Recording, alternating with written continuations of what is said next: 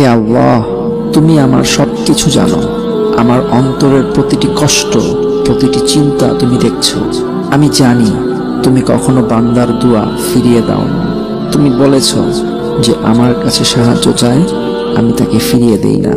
হে দয়ালু রব, আমি আজ তোমার কাছে হাত তুলে বলছি, তুমি আমার হৃদয়ের ভার হালকা করে দাও।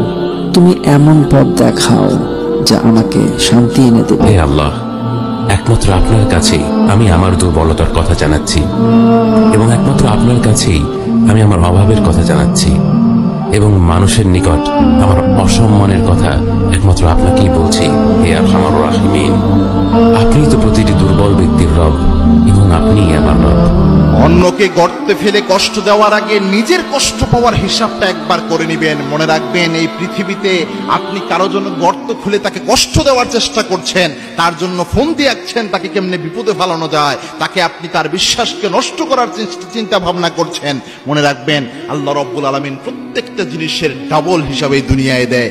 রব বলে যে পৃথিবীর তুই যাকেই বন্ধু বানা, তুই একা থাকবি, একা রবি, একা হবি, এটাই বাস্তবতা। তোর যদি একাকিত্ব পছন্দ না হয়, তাহলে বান্দা হিসেবে আমি রবের সাথে বন্ধুত্ব কর, উম্মত হিসেবে নবীর সাথে বন্ধুত্ব কর। এমন বন্ধুত্ব এটা কবরও তোকে ছাড়বে না, হাসরেও তোর হাত ছাড়বে না। চিৎকার দিয়ে বলেন সুবহানাল্লাহ। যৌবনকালের সবচেয়ে বড় ফেতনা কোনটা? চরিত্র ঠিক রাখা। কোনটা? কথা বুঝতে পারছেন না? এই তো সবাই যুবক, যৌবনকালের সবচেয়ে বেশি সমস্যা হয় কি?